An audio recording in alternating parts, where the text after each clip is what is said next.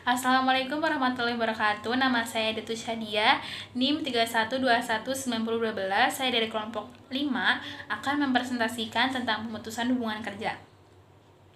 Di dalam Undang-Undang Nomor 13 Tahun 2003 tentang Ketenagakerjaan memberikan pengertian PHK, yaitu pengakhiran hubungan kerja karena suatu hal tertentu yang mengakibatkan berakhirnya hak dan kewajiban antara buruh atau pekerja dengan pengusaha. Pemutusan hubungan kerja merupakan suatu hal yang pada beberapa tahun yang lalu itu suatu kegiatan yang sangat ditakuti oleh karyawan yang masih aktif bekerja. Hal ini dikarenakan kondisi kehidupan politik yang goyah, kemudian disusul dengan kondisi perekonomian yang berdampak pada industri yang harus gulung tikar. Dan tentu saja berdampak pada pemutusan hubungan kerja yang dilakukan sangat tidak terencana. Kondisi inilah yang menyebabkan orang yang bekerja pada waktu itu selalu dibayangi kekhawatiran dan kecemasan kapan giliran dirinya diberhentikan dari pekerjaan yang menjadi penopang hidup keluarganya. Sedangkan menurut Halim tahun 1990 bahwa pemutusan hubungan kerja atau PHK adalah suatu langkah pengakhiran hubungan kerja antara buruh dan majikan karena suatu hal tertentu. Menurut pasal 1 ayat 4 Keputusan Menteri Tenaga Kerja nomor 15A tahun 1994, pemutusan hubungan kerja atau PHK ialah pengakhiran hubungan kerja antara pengusaha dan pekerja berdasarkan izin panitia daerah atau izin panitia pusat. Terima kasih. Selanjutnya akan dilanjutkan oleh rekan saya. Nama saya Anggitari Rahmadani, NIM 312-19034. Saya akan melanjutkan materi dari rekan saya. Selanjutnya ada alasan-alasan pemutusan hubungan kerja. 1. Pegawai ingin resign. Kedua, pegawai melakukan kesalahan berat. Ketiga, perusahaan akan tutup atau bangkrut. Keempat, pegawai tidak bekerja selama 5 hari tanpa keterangan. Kelima, pegawai pensiun. Keenam, pegawai meninggal dunia. Jenis-jenis pemutusan hubungan kerja. 1. Pemberhentian normal. Apabila seseorang tidak bekerja pada organisasi, seperti berhenti karena atas permintaan sendiri, berhenti karena sudah mencapai usia pensiun, dan karena meninggal dunia. Kedua, pemberhentian tidak atas permintaan sendiri, menurut kegiatan organisasi, sehingga mengurangi jumlah karyawan. Lalu, pengenaan sanksi disiplin yang berat. Pengenaan sanksi yang berat dapat mengambil satu dari dua bentuk berikut ini: diberhentikan dengan hormat tidak atas permintaan sendiri, pemberhentian tidak dengan hormat, atau pemecatan. Assalamualaikum warahmatullahi wabarakatuh. Saya Argita Nurba Priyatna. Saya akan melanjutkan menjelaskan mekanisme pelaksanaan PHK. Menurut Umar, 2004 pemecatan secara terpaksa harus sesuai dengan produser sebagai berikut. 1. Musyawarah karyawan dengan pimpinan perusahaan. 2. Musyawarah pimpinan serikat buruh dengan pimpinan perusahaan. 3. Musyawarah pemimpin serikat buruh, pimpinan perusahaan dan wakil dari P4D. 4. Musyawarah pimpinan serikat buruh, pimpinan perusahaan dan wakil dari P4P. Dan 5. Pemutusan hubungan berdasarkan keputusan Pengadilan Negeri Raharjo 2013.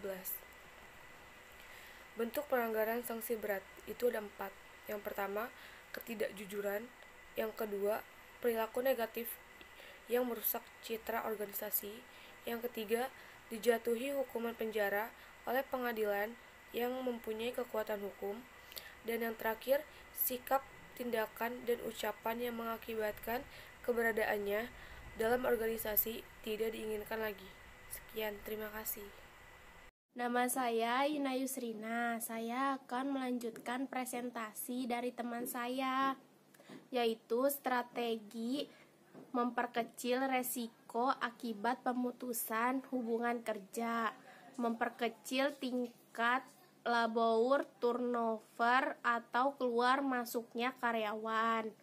Untuk dapat memperkecil tingkat perputaran karyawan, pimpinan organisasi mengusahakan agar karyawan kerasan atau senang bekerja pada organisasi tersebut, seperti memuaskan kebutuhan melalui kebutuhan rohani dan jasmani, tentu saja sesuai kemampuan organisasi, memberikan gaji atau upah yang cukup, memperhatikan lingkungan kerja, memberikan penghargaan, menjaga ketenangan kerja, seleksi yang lebih ketat dan transparan, melakukan uji coba untuk melihat kedisiplinan kerja, kemampuan dan keterampilan calon karyawan. Contohnya, 3 bulan sebelum diangkat menjadi karyawan tetap. Terima kasih, sekian dari saya. Presentasi selanjutnya akan dijelaskan oleh teman saya. Assalamualaikum warahmatullahi wabarakatuh. Perkenalkan, nama saya Dewi Eka Ulana Priliana.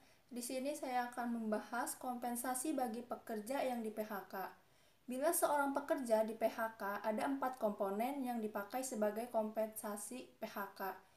Yang pertama, uang pesangon, yaitu pemberian berupa uang dari pengusaha kepada pekerja sebagai akibat adanya pemutusan hubungan kerja. Yang kedua, uang penghargaan masa kerja atau UPMK, yaitu pemberian uang dari pengusaha kepada pekerja sebagai penghargaan berdasarkan masa kerja akibat adanya PHK. Yang ketiga, uang ganti kerugian, yaitu pemberian berupa uang dari pengusaha kepada pekerja atau buruh sebagai ganti istirahat tahunan, istirahat panjang, biaya perjalanan pulang tempat di mana pekerja diterima bekerja, fasilitas pengobatan, dan fasilitas perumahan. Yang keempat, uang pisah adalah pemberian berupa uang dari pengusaha kepada pekerja, buruh atas pengunduran diri secara baik-baik. Materi selanjutnya akan dijelaskan oleh teman saya. Sekian dari saya. Wassalamualaikum warahmatullahi wabarakatuh. Assalamualaikum warahmatullahi wabarakatuh. Perkenalkan, nama saya Sabrina Handayani Pamungkasi. Saya dari kelompok 5 tentang pemutusan hubungan kerja. Di sini saya akan melanjutkan presentasi dari teman saya, yaitu tentang perhitungan uang pesangon. Dalam Undang-Undang Nomor 13 Tahun 2003 Pasal 2 ada 9 tentang ketenagakerjaan. Yang pertama itu ada masa kerja kurang dari 1 tahun 1 bulan upah. Yang kedua ada masa kerja 1 tahun atau lebih tetapi kurang dari 2 tahun 2 bulan upah. Yang ketiga ada masa kerja 2 tahun atau lebih tetapi kurang dari 3 tahun 3 bulan upah. Yang keempat ada masa kerja 3 tahun atau lebih tetapi kurang dari 4 tahun 4 bulan upah. Yang kelima ada masa kerja 4 tahun atau lebih tetapi kurang dari 5 tahun 5 bulan upah. Yang keenam ada masa kerja 5 tahun atau lebih tetapi kurang dari 6 tahun 6 bulan upah. Yang ketujuh ada masa kerja 6 tahun atau lebih tetapi kurang dari 7 tahun 7 bulan upah. Yang kedelapan ada masa kerja 7 tahun atau lebih tetapi kurang dari 8 tahun 8 bulan upah. Yang kesembilan ada masa kerja 8 tahun atau lebih tetapi kurang dari 9 tahun 8 bulan upah. Yang materi selanjutnya akan disampaikan oleh teman saya. Nama saya Rizka Malia. Saya di sini akan mempresentasikan hasil diskusi kami. Saya di sini akan melanjutkan dari teman saya. Saya di sini akan membahas tentang perhitungan uang penghargaan.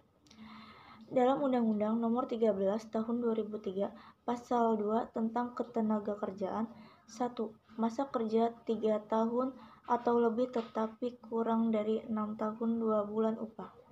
2. Masa kerja 6 tahun atau lebih tetapi kurang dari 9 tahun atau 3 bulan upah. Masa kerja 9 tahun atau lebih tetapi kurang dari 12 tahun upah. 4. Masa kerja 12 tahun atau lebih tetapi kurang dari 15 tahun atau 5 bulan. Masa kerja 15 tahun atau lebih tetapi kurang dari 18 tahun 6 bulan upah. Masa kerja 18 tahun atau lebih tetapi kurang dari 21 tahun 7 bulan upah. Masa kerja 21 tahun atau lebih tetapi kurang dari 24 tahun 8 bulan upah. Masa kerja 24 tahun atau lebih 10 bulan upah. Sekian dan terima kasih. Thank